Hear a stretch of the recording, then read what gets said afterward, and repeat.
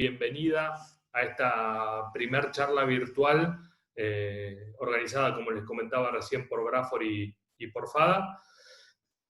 Quería presentar a quienes nos van a estar acompañando hoy. Por un lado tenemos presente a Tiziana Prada, presidente de la Asociación Brafor Argentina, quien en unos instantes les va a dirigir unas palabras de bienvenida. Quien va a estar actuando de moderador es el ingeniero Saturnino Madariaga, que es tesorero de la Asociación Brafor Argentina y coordinador de la Comisión de Finanzas, de la Comisión Directiva.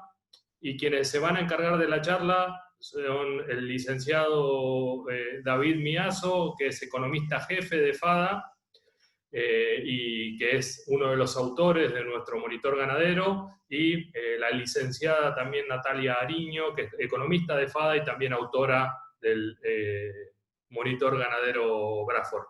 Así que les doy la bienvenida a todos, le voy a pasar la palabra a Tiziana para que les pueda dirigir unas breves palabras y darles la bienvenida, y después va a seguir Saturnino para ya moderar y organizar nuestra primera charla virtual de ganadería y economía. Así que bienvenidos, Tiziana, todo tuyo.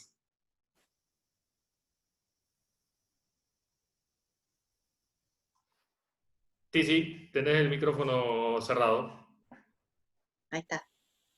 Muy buenas tardes a todos, muchas gracias Diego por la presentación, más que nada saludarlos, darles la bienvenida y espero que realmente le saquen el jugo a esta charla. Queremos brindarle a nuestros socios realmente una herramienta más, así que muchas gracias David, muchas gracias Natalia, gracias Satur como siempre, y bueno, que sea un éxito esta primer charla y por las muchas que vendrán.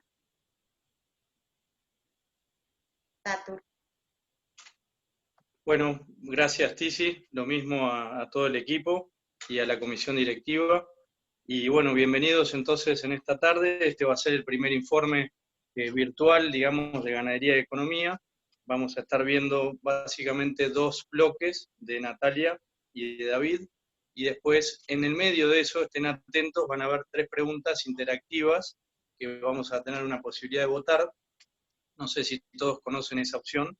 Así que en definitiva va a ser una charla de 45 o 40 minutos, vamos a votar en el medio y después vamos a tener un espacio final con 4, 3, 5 preguntas, dependiendo un poco cómo surja toda la charla.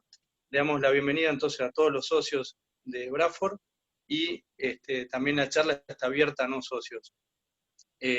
Básicamente el panorama que vamos a ver es economía y ganadería, y vamos a hacer una conexión con, como dijo Diego, el monitor ganadero. Y de ahí vamos a tener una especie de, digamos, una bajada a la práctica de todo lo que vemos como datos, información, que resulta, por un lado, por momentos vemos más desde el punto de vista productivo, y trabajamos en esa línea, pero por el otro lado tenemos todas las variables económicas y financieras que impactan directamente, y bueno, la idea de esto es usar esta información con la experiencia de David y de Natalia, y la interacción entre los cabañeros y productores ganaderos, y poder generar un feedback. Así que les agradecemos y iniciamos entonces. Le damos paso a Natalia Ariño.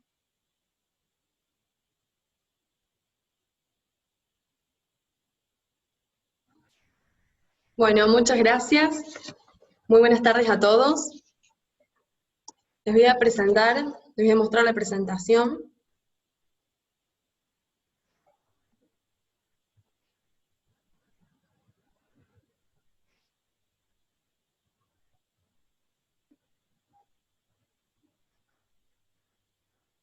Bien. Bueno, como bien dijeron, esta charla es de ganadería y economía y ganadería, ¿sí?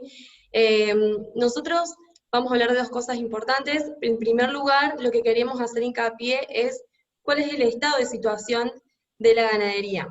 ¿Por qué lo planteamos de esa forma? Para arrancar la charla. Porque estuvimos viendo, mientras revisamos los datos y elaboramos el monitor, que tanto, bueno, hubo cuestiones en la faena, en la producción, un debilitamiento en las exportaciones, en el consumo, por un lado, ¿sí?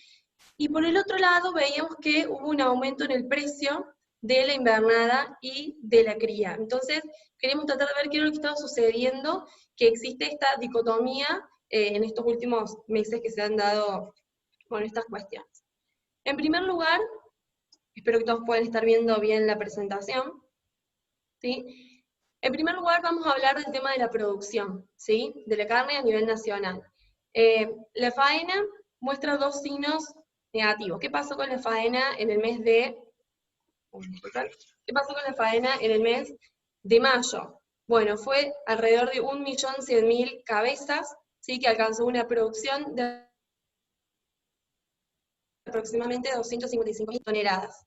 Esta producción cayó, ¿sí? respecto al mes de abril en un 2,4%, y también si lo comparamos con un año atrás, es decir, de mayo de 2019, la caída fue de un 2,7%.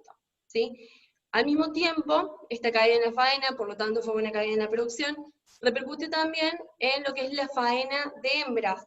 Meses anteriores estábamos viendo que se estaba reduciendo, ¿sí? Pasamos, como vemos ahí en el gráfico de abajo, a ver, yo voy a mostrar el puntero.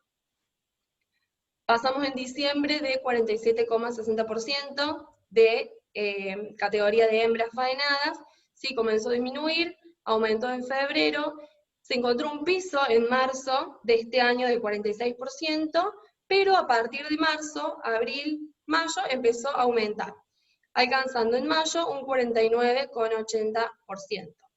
Que si bien es uno de los niveles más altos de los últimos 10 periodos, ¿sí? analizados, no alcanza a ser, o no alcanza a superar un nivel como el que fue de mayo de 2019, que alcanzó el 52%.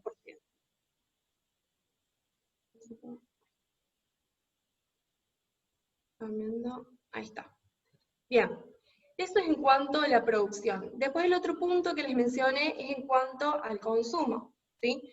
Como vemos acá en la diapositiva, tenemos que el índice general de mercado de Liniers, ¿sí? Cayó en abril y en mayo, ¿sí? Estos dos últimos meses viene cayendo en torno a un 4,2%, ¿sí? de mayo respecto a abril, y está cerrando en valores cercanos, y cerró en valores cercanos a noviembre. La otra cuestión del consumo tiene que ver con el precio al gancho, ¿sí? El precio al gancho para consumo y para exportaciones. Lo que se observó en el mes de mayo fue una diferencia entre estos dos precios, en donde el precio al gancho para el consumo disminuyó en un 4%, mientras que el que va destinado a exportación aumentó, que lo podemos ver acá. ¿Sí? Sin embargo, estos dos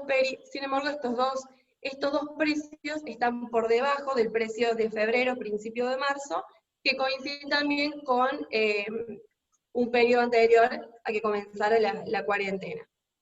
Y el otro aspecto importante en términos de consumo que hemos estado observando y que hemos estado viendo que está estable y estancado también, es el precio del asado y el cuadril, que es el precio del consumidor directo, ¿sí? Hemos tomado estos dos productos, porque bueno, son productos que también publica el IPC, del cual nosotros obtenemos el dato, que es el IPC lo publica el INDEC, en donde vemos que en los últimos 3 meses no ha habido cambios significativos en el precio, ¿sí? que paga el consumidor. De hecho, si tomamos en cuenta el precio del asado, por ejemplo, en mayo aumentó tan solo el 0,5% respecto a marzo. Un aspecto importante también que tiene que ver con los precios está relacionado al precio promedio de exportación, que viene en baja también, y que está en un promedio de $3.047 la tonelada de res con hueso, ¿sí? Que si nosotros lo comparamos respecto al mes de abril, esto es una caída del 11%. Y el otro aspecto también que les mencioné anteriormente, que está relacionado a las exportaciones, ¿sí? Tiene que ver, bueno, que también viene complicado, y que hay dos aspectos importantes. Por un lado, lo que sucede en Europa, o con Europa, y por el otro lado, con China. El tema de Europa con esto de que se ha estado reactivando la actividad en el continente europeo, esto ha estado impulsando un aumento en el precio de los cortes que están destinados a la cuota Hilton, que les voy a mostrar agregando acá el gráfico, se puede ver claramente acá, en donde en el mes de junio estos precios han estado aumentando por ciento y de segundo 31,3%. Estos son precios son de junio respecto a mayo. Pero en el caso de China, lo que está sucediendo es que no ha logrado chinos, ¿verdad? Y que viene cayendo desde enero y que de hecho en junio perforó, digamos, el precio de los anteriores meses, o sea, cayó aún más. Que acá tenemos los valores señalados en rojo, ¿sí? Que también son torno entre el 12,5%, entre el 12 y el 17,5% de precios. Bien, recordemos también que China, en el mes de abril, si tenemos en cuenta el dato de abril, representó el principal comprador de carnes, ¿sí?, para la Argentina, en torno a un 74% del total de las exportaciones. Y en un segundo lugar aparece Israel, ¿sí?, y en relaciones de carne bovina alcanzaron para el mes de abril, que es el último dato disponible, un total de 200 millones de dólares. Entonces, esta es una de las partes que nosotros veíamos. Por el otro lado, esta dicotomía que se presenta entre el contexto en el consumo de las acciones y el caso del consumo y la exportación que están complicados, por el contrario, los precios de la invernada y de la cría han estado aumentando, ¿sí? Han estado aumentando tanto en pesos como también en dólares. En el caso de la cría, si tenemos en cuenta el precio del índice Rosgan para la cría 670, ¿sí?, que esto muestra un aumento de un 8,9%, casi un 9%, respecto al mes de abril. Y si lo comparamos con un año atrás, es decir, respecto a mayo de 2019, ese aumento fue de un 69,6%. En la invernada, tomando de nuevo el precio índice Rosgan, tenemos que el precio fue de 104,56, ¿sí?, para el mes de mayo, y también mostró un comportamiento similar de un aumento del 8% respecto al mes de abril, y en ambos casos el aumento del precio, ¿sí?, ha superado el aumento del dólar y también el aumento de la inflación, en torno a un 18% por encima de la inflación. David, te cedo la palabra para que sigas. Muchas gracias, Natalia. Muchas gracias, Bradford. Un gusto estar compartiendo con todos ustedes. Antes de seguir, nos gustaría mostrarles unas preguntas que hemos preparado para esta charla, para tratar de ver cuál es el nivel de expectativas que tienen quienes nos están escuchando. Les va a aparecer a todos en la pantalla una serie de preguntas con múltiple opción, donde ustedes pueden ir respondiendo a cada una de las preguntas, y la idea de esto es que nos brinde algún nivel de referencia de qué expectativas tienen respecto a cómo vienen los precios y cómo viene la ganadería para los próximos meses. Así que si lo están viendo y son tan amables de ir respondiendo, en un ratito vamos a retomar y vamos a ver qué resultados dio esto. También les recordamos que quien quiera hacer algún tipo de preguntas tiene la opción tanto en el chat como en la opción QA de Question and Answers para hacer las preguntas que vamos a retomar al final. Y bueno, esperamos ahí sus motivas están manejando y compararlo con lo que vayamos conversando. Respecto... Te agrego algo, sí, David, ahí, puede ser. Que, digamos, está, digamos, el tratamiento de estas preguntas, como todos supongo que es digamos, el común denominador, producido por la pandemia y por otras cuestiones, en general hace que la mayoría de nosotros, los productores o empresarios, estemos dando vueltas y pensando en distintas opciones. Y es la venta de reproductores, no sé si un bimestre, un trimestre, pero algunos remates se han corrido de fechas, otros se han cancelado y otros están en forma virtual reprogramándose. Así que un poco de esta pregunta apunta a eso, como para que... Excelente, gracias. Y bueno, vamos esperando las respuestas de todo como para tantear cómo está el público en este sentido. Bueno, Natalia fue planteando con los números una divergencia, donde por un lado tenemos unos precios de cría invernada que vienen comportándose muy bien por encima de los precios, encima de la inflación y el dólar. Entonces tenemos esa situación de la invernada y la cría, y por otro lado un consumo que viene bastante debilitado, con baja de precios nominales y reales, y con una exportación también débil. Entonces la idea era plantear hipótesis para analizar y tratar de explicar de dónde puede venir esta divergencia de exportación que parece estar yendo por carriles separados y que normalmente, en una situación de normalidad, van por el mismo carril, con algún rezago de 1 o 2 meses o 3 meses, pero normalmente van por el mismo carril.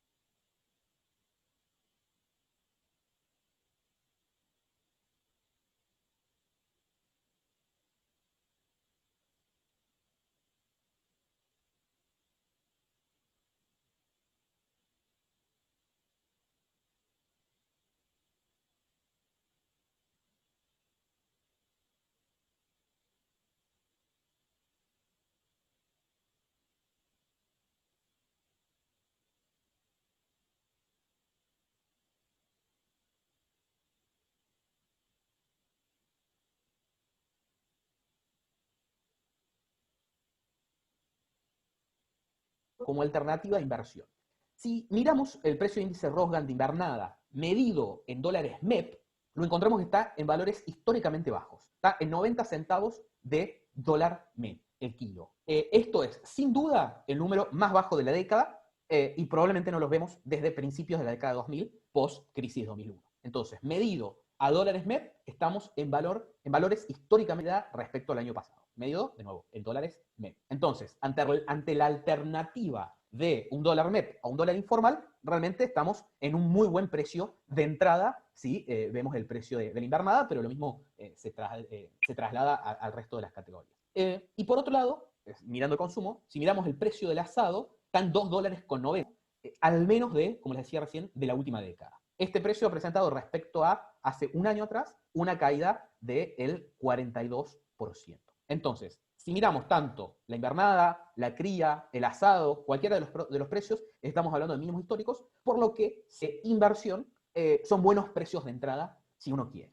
Ahora viene el pero. ¿Qué pero puede haber en este esquema? Primero que las exportaciones se miden a tipo de cambio oficial, no a tipo de cambio MEP. Por lo cual, con caídas de precios a nivel internacional, más algunos problemas de un segundo en eso, no se ve que por la exportación puede venir una atracción muy importante por ese motivo. Y después el consumo, donde los argentinos no ganan en MEP como uno puede estar pensando en las inversiones, porque es billete o inversión, sino que tienen ingresos en pesos. Y esto significa que el consumo se mueve en pesos. Entonces, hay los históricamente bajos. Y vamos a pensar la cuestión de la avalancha de pesos que dijimos recién. El resultado primario es los gastos del gobierno nacional menos los ingresos, o los ingresos menos los gastos, sin contar los intereses, eso nos da el resultado primario. Iríamos de seguir a este ritmo, nos faltan 15 días de junio nada más, pero tenemos hasta abril, iríamos de seguir este ritmo al déficit fiscal del primer semestre más alto de los últimos 30 años. ¿Por qué nos importa esto? En abril, el gobierno nacional tuvo ingresos por 316.000 millones de pesos, tuvo gastos por 546.000 millones de pesos, y lo que le generó un déficit primario de 228.000 millones de pesos. Eso se financió con una asistencia directa del Banco Central al Tesoro de 230.000 millones de pesos. Para que lo pongamos en perspectiva a estos números. La FAM de la última semana con el Banco Nación es de algo así como 10.000 o un poco más de miles de millones de pesos. Como para tener una idea, o la deuda total se está hablando de algo de 100.000 millones de pesos. Como para poner en perspectiva lo que ha sido la asistencia de un solo mes del Banco Central al Tesoro para cerrar esta brecha que por un déficit fiscal estructural, a lo que se suma una caída muy importante de los ingresos, producto de que la economía ha estado parada, y un salto de los gastos, producto de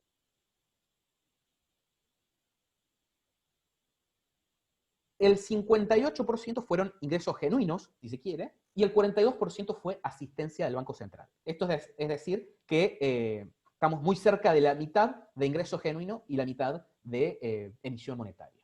Eso, como contrapartida, ha llevado el M2, el cirpanos de los privados más los depósitos a la vista, a un crecimiento interanual del 100%. Es decir, el dinero a la vista y circulante en manos de los privados es del doble del de hace un año. Acá, antes de seguir con el efecto que eso genera, pero muy relacionado, vemos la emisión monetaria acumulada para financiar déficits, solamente lo que es asistencia al Tesoro vía utilidades o adelantos transitorios. Venía siendo cero, principalmente por restrictiva y por los propios acuerdos con el FMI, después pospaso, ante el desequilibrio total y la venida del reperfilamiento de las LETES y todo, llegamos a una primera emisión pospaso de 127.000 millones, una nueva emisión antes de que ingresara el nuevo gobierno de 317.000 millones, una emisión entre que ingresó el nuevo gobierno y el inicio de la pandemia, que es este punto, en marzo, 659, y de los 3 meses de pandemia, en estos 90 días de cuarentena, una emisión de unos 900.000 millones de pesos para justamente financiar lo que mostrábamos recién. Entonces estamos hablando que desde las PASO a hoy, pero sobre todo podríamos decir de diciembre a hoy, o en particular los últimos 3 meses, una emisión que ha alcanzado de pesos, lo cual a tipo de cambio oficial son unos 22.000 millones de dólares. Es decir, a tipo de cambio oficial, 22.000 millones de dólares ha sido la emisión de los últimos meses. Que eso es 2 veces las reservas netas y la mitad aproximadamente de las reservas brutas del Banco Central. Con esto solo, sin mirar nada más, podríamos estar explicando, por ejemplo, el gran cepo, parte de toda esta emisión, termina corriendo al dólar, y es lo que ha corrido al tipo de cambio paralelo, que si ustedes se acuerdan, en esta zona estaba en 60, en esta zona estaba en 80, y ahora estamos a niveles de 120. Bueno, hoy el MEP bajó a 105, pero bueno, el punto de los dólares libres, de los tipos de cambio libres, ha sido muy móvil. Y para pensar hacia adelante, una frase que me parece que nos esclarece bastante de cómo ir trasladando esto a conclusiones que nos sirvan, es que no es que el dólar suba, el dólar no sube, el que baja es el peso. El dólar en el mundo se mantiene relativamente estable. Nosotros acá, por cómo medimos el tipo de cambio, medimos cantidad de pesos que el dólar sube. Pero en realidad lo que está pasando es que el peso baja. ¿Por qué hago esta aclaración que es muy obvia, pero sirve para pensar un poco? Porque lo que estamos haciendo históricamente, pero en particular en este contexto, es cada vez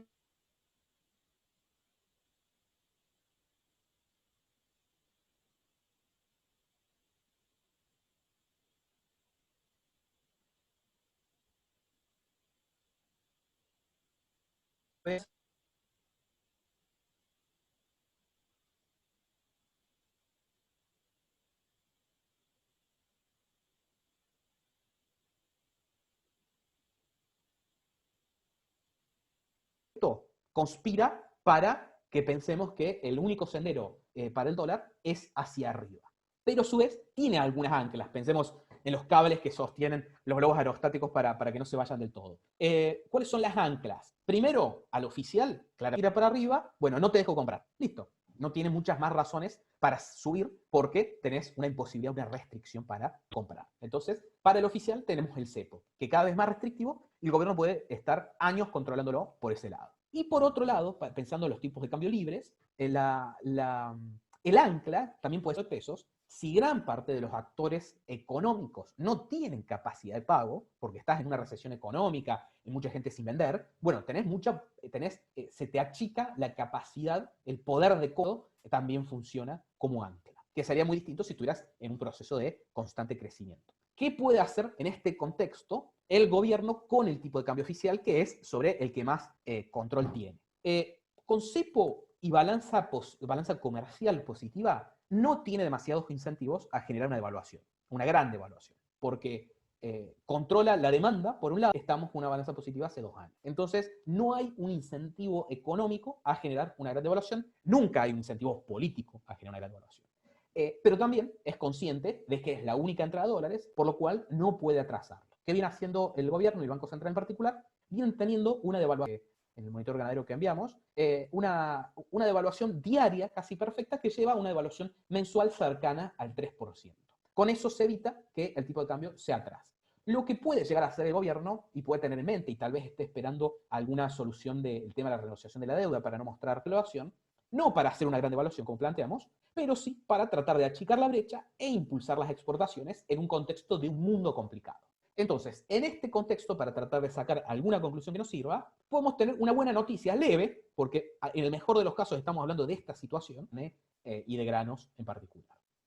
El otro aspecto que decíamos, que funciona como un ancla y que afecta, como un ancla del tipo de cambio libre, y que afecta a la ganadería, es la actividad económica. En el mes de marzo tuvimos una caída interanual del 11,45% respecto de cierre de la actividad económica. Las perspectivas para todo el año, ¿cuáles son? De acuerdo al relevamiento de expectativas macroeconómicas del Banco Central, una caída de 9,3. Del Banco Mundial, una caída de 7,3. Y de la OCDE, suponiendo una segunda oleada de contagios, todavía nosotros no pasamos la primera, un 10%. Esas son las expectativas de caída del PBI para este año.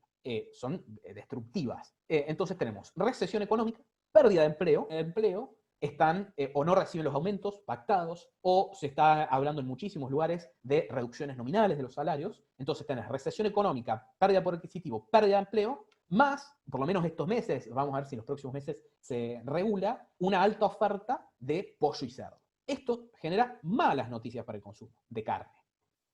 Van a tener una duración de por lo menos un año. Entonces, por esta vía tenemos malas noticias para el consumo. Por la vía del tipo de cambio dijimos, buenas noticias leves para la exportación.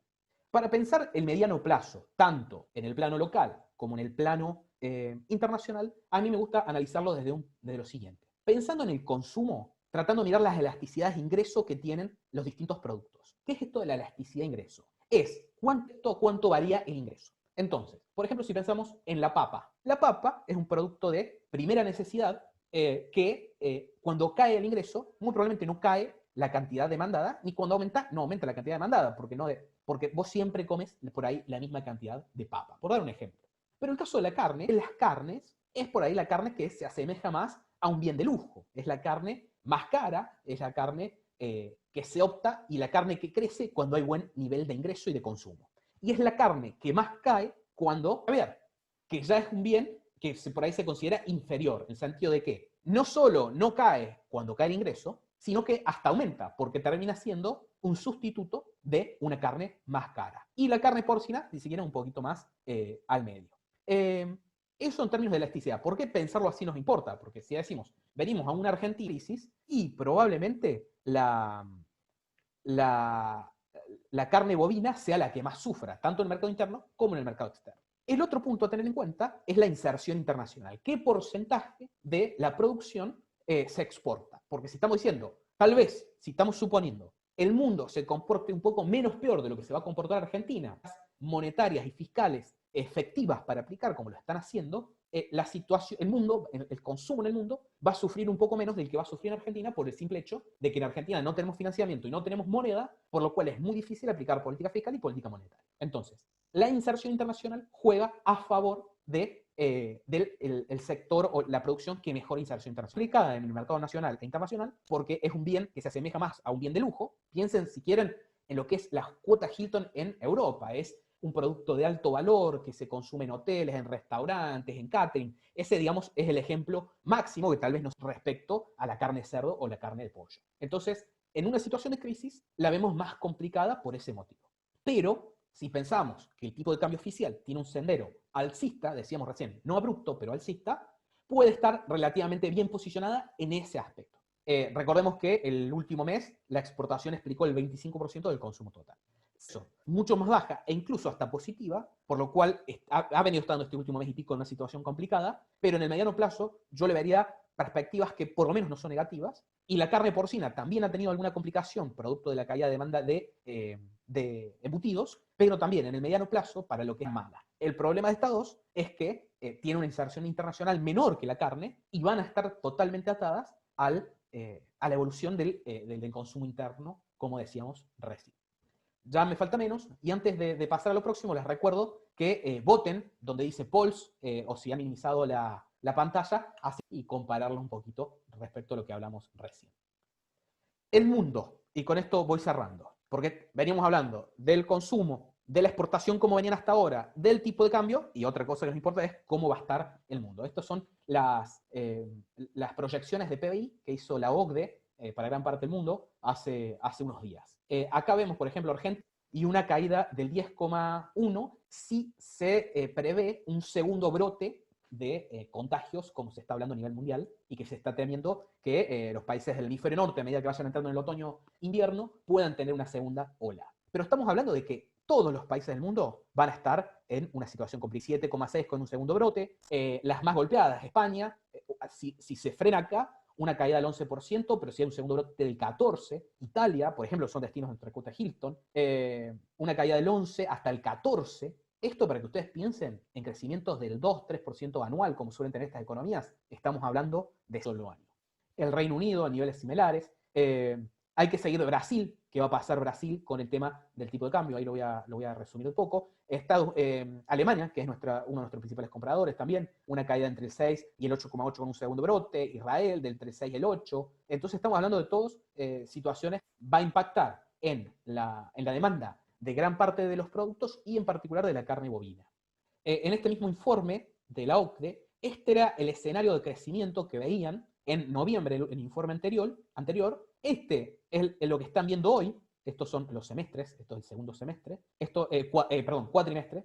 La famosa recuperación en B, que no sería tan en B, sería medio en U. El single hit escenario sería un escenario de un solo golpe, cómo se recuperaría. Y una recuperación en W si se da un segundo golpe, una segunda ola de contagios. Entonces, estamos viendo de que por lo menos va a llevar en estas situaciones unos 2 años volver a la situación de fines del 2019 a nivel mundial. Esto, de nuevo, pensando en las exportaciones. Y para cerrar, así damos lugar a alguna charla, algunas preguntas, para cerrar lo siguiente, para tratar de resumir todo lo que charlamos. Los precios internos de la carne, puede haber algún despegue en el corto plazo, porque hay alguna falta ganadero, mostramos cómo hubo muy baja reposición en los feedlots, según lo que informa la Cámara Argentina de Feedlot, a principios de año, lo cual está haciendo hoy que haya alguna falta, pero en mi visión, seguramente alguien puede no estar de acuerdo, la recesión y el poder adquisitivo serán grandes limitantes. Mi conclusión es, veo al consumo complicado, al menos para lo que resta del año, a excepción, como les digo, algún despegue tiene por lo menos los fundamentales para ser sostenido en el tiempo. Las exportaciones, aún con dudas de cómo puede evolucionar, por lo que decíamos del tipo de cambio por un lado, por las políticas monetarias y fiscales expansivas de las principales economías, que pueden ayudar a traccionar. De hecho, si miramos el mercado de granos, las commodities agrícolas, en gran parte por esto. O sea, Estados Unidos y la Fed están haciendo lo mismo que está haciendo el Banco Central argentino, pero multiplicado. Han comprado deuda pública corporativa por 3 trillones de los nuestros de dólares. Para ellos no sé cuántos son 3 trillones, mucho. 3 en deuda, y eso es una cantidad de dólares que se inyecta a la economía y que fluye hacia el precio de los bonos, a las tasas que se mantienen bajas, a las acciones y a los commodities agrícolas. Entonces, eso puede ayudar a traccionar y a que la evolución del mundo no sea tan mala como la de Argentina. Hay que ser para las exportaciones, pero también porque es nuestro principal exportador, uno de nuestros principales competidores a nivel mundial, y en particular si miramos a China. Entonces, por ejemplo, la devaluación de Brasil pegó muy fuerte en todas las exportaciones de bovinas, avícolas. Entonces, como conclusión, accionar por lo menos de manera sustancial al mercado de carnes. El tipo de cambio oficial, decíamos, no se ve una devaluación brusca, pero sí tal vez un incremento del ritmo de evaluación diario o mensual. Esto le podría dar algún aire a las exportaciones por ese lado y amortiguar, si se quiere, la baja de precios y la situación internacional. Los tipos de cambio libre, que un aumento, aunque probablemente no sea tan empinado como en el último tiempo. Ustedes calculan, en los últimos 2 años se multiplicó por 7. Pasamos de 18 pesos, acuérdense ustedes, 18 pesos a, en principio, estamos hablando de febrero, marzo, 120. Entonces, bueno, es muy difícil que se dé otro. Realmente tiene que ser muy mala la situación macroeconómica para que se vuelva a dar un salto de esa magnitud, pero sin duda el camino es para arriba. ¿Por qué? Porque sobran pesos y sobra desconfianza. Y donde las únicas, si se quiere, los únicos contrapesos para que no se desate es que no hay capacidad de pago en torno al COVID. O sea, cualquier empresa que recibió, empresa y persona que recibió algún tipo de financiamiento, algún tipo de ayuda, no puede acceder a los dólares libres, por lo menos los legales. Entonces eso le pone un paño frío. El parking con los bonos le pone otro, funcionan de anclas, pero la cuestión de fondo es que sobran pesos y sobra desconfianza. La cría y la invernada.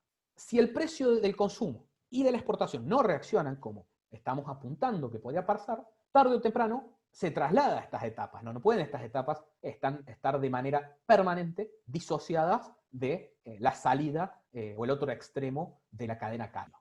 Pero, por lo menos, desde mi perspectiva, espero equivocarme, al menos no debería aumentar, como ha venido haciendo, por encima de la inflación y por encima del tipo de cambio oficial. Tenemos que tanto la cría como la invernada han estado 20 puntos arriba del oficial, casi 20 puntos arriba, como mostraba Natalia al principio, del precio del índice de mercado del inerte, del precio del asado, del precio del gancho. Entonces, esta situación, de nuevo, no significa que baje, pero veo difícil de que volvamos a tener un semestre donde se comporte otra vez 10 o 20 puntos por encima del resto de los indicadores.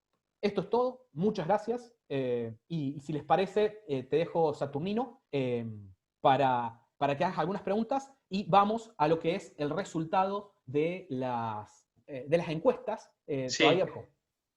Bueno, muchas gracias, David. Sí, es importante que voten como para lograr una masa crítica, conectando las conclusiones que comentaste. Lo que le estamos viendo a los productores o en las empresas es cómo nos financiamos y cómo hacemos para encontrar una salida, una viabilidad entre la producción, que digamos los sistemas son de largo plazo o mediano plazo, y limitados o con cierta limitación en las modificaciones. Vos no podés romper tan así alegremente un plan de producción, después te cuesta varios años armarlo. La segunda y la tercera pregunta apuntan un poco a eso, como compra o en las dos opciones. Así que ahí van las respuestas. Diego, si querés leer un poco las conclusiones, no sé si todo el mundo está mirando pantalla. Diego dijo que estaba con algún problema de conexión, no sé si lo tenemos. Bueno, sí, ahí sí se escucha mal, Diego, capaz que tenés un problemita ahí de conexión. Bueno, si vemos la primera respuesta, siguiendo... Sí, yo te escucho perfecto. ¿Me escuchás bien, David?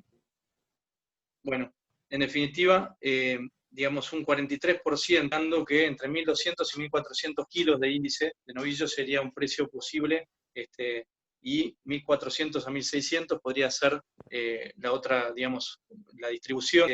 Ratio concentra lo que sería una probabilidad de obtener ese precio para la primera pregunta. Con respecto a la segunda, ahí también lo preguntamos en pesos, porque la pregunta es si va a haber alguna decretos, y así como ahora el gordo, digamos, como decimos, tenemos retraso o caída de precio, quizás tengamos en algún momento un salto discreto, y eso hace que entonces cuando relacionar el índice de novillo.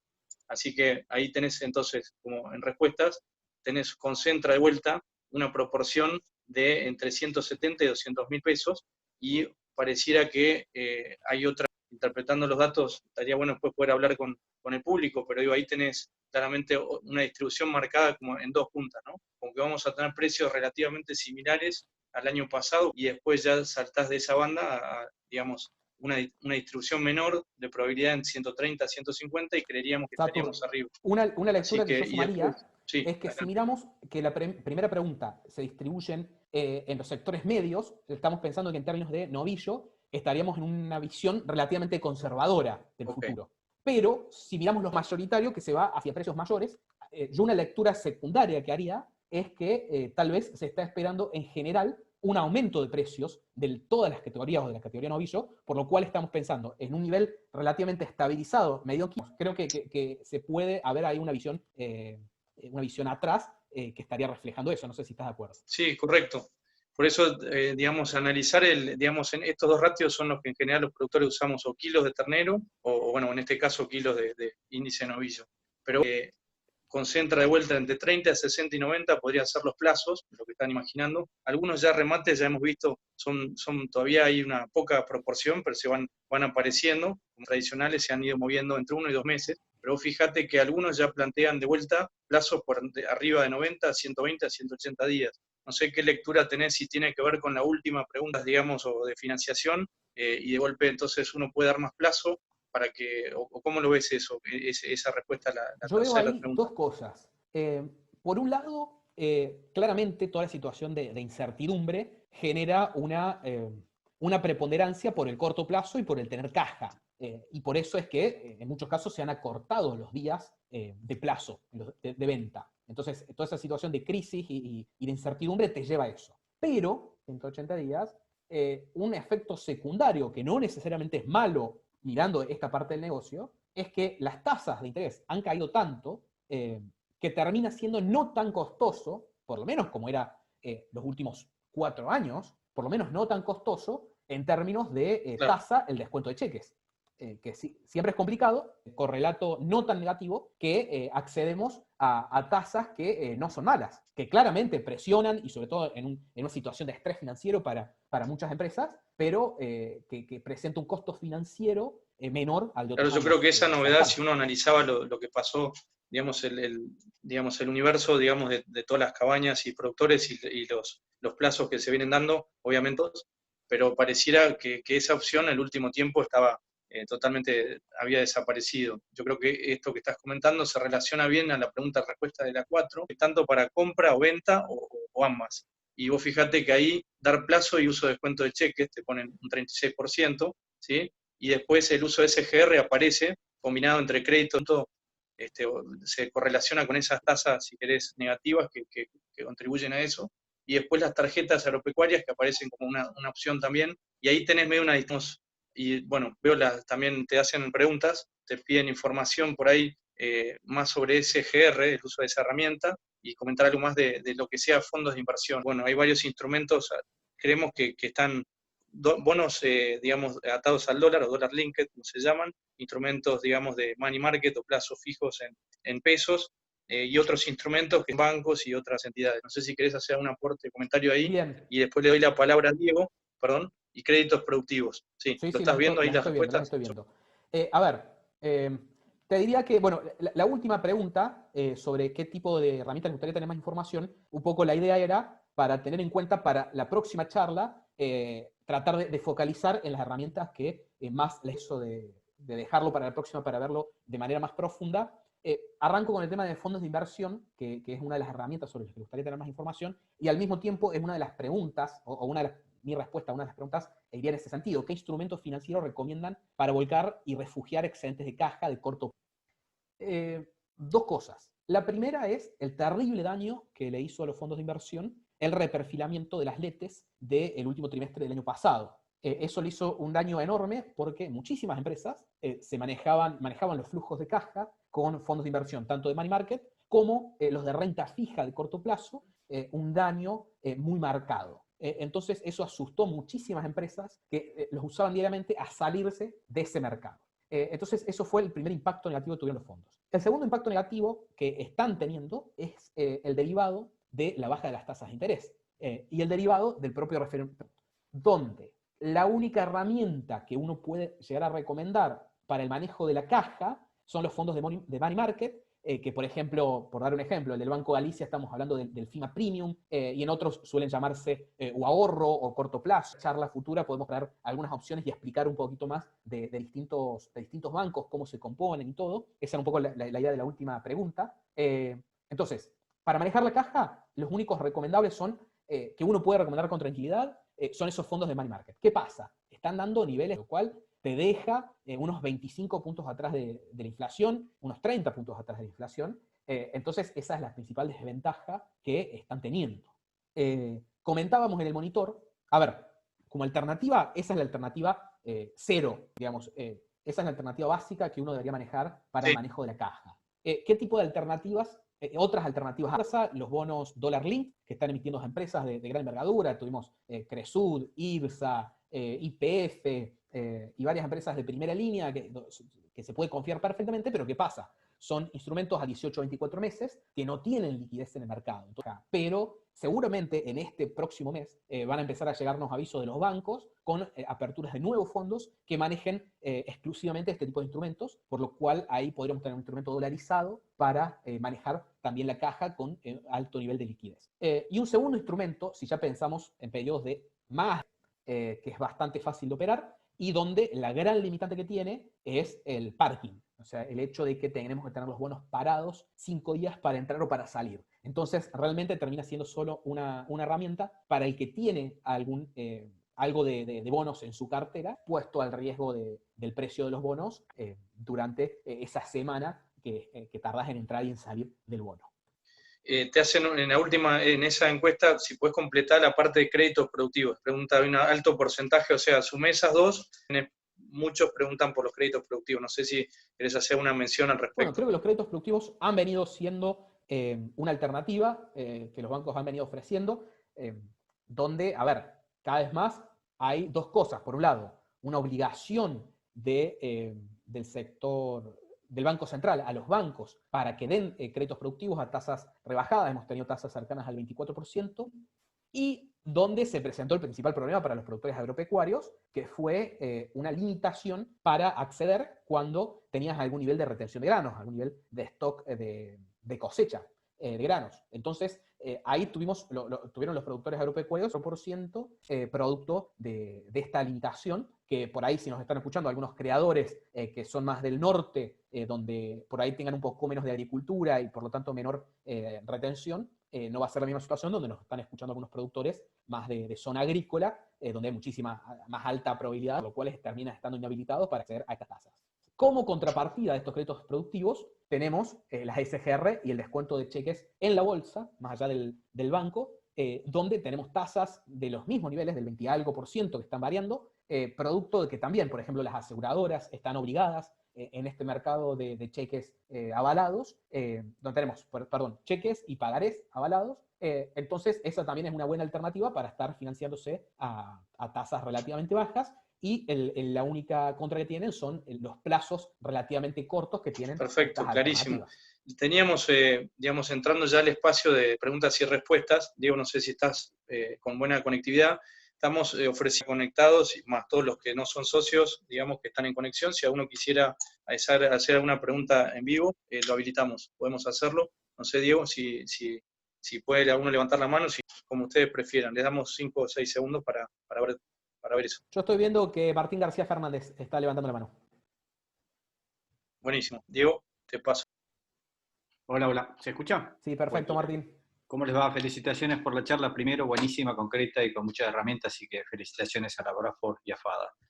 Y la pregunta, David, es, ¿en el precio de las hembras puede estar impactando el cierre de las empresas por ganancia, junio-julio, que muchísimas cierran, en particular las agrícolas ganaderas?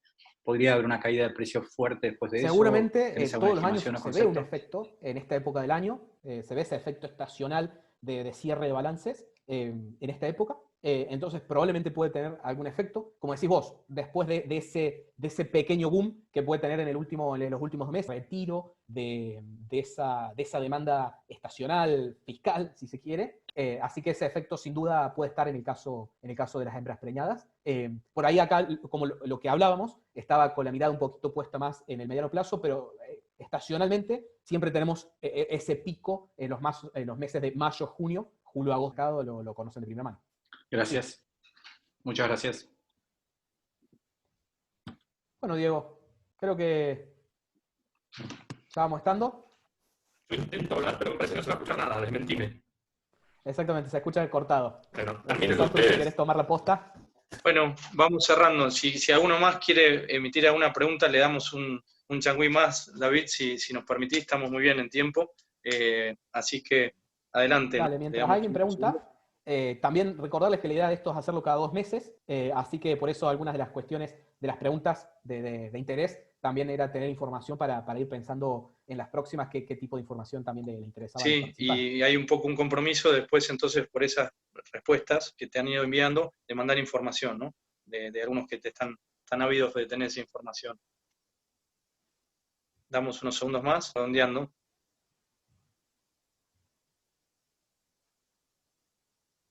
Bueno, me parece que, no sé, Diego, si tenés alguno más, ayúdanos desde ahí que está siguiendo el movimiento de preguntas y respuestas. Hola, Saturno, por el momento ya hay más. Bueno, perfecto. Damos entonces formalmente el cierre de esta primera edición y la comisión directiva, a los socios y no socios también.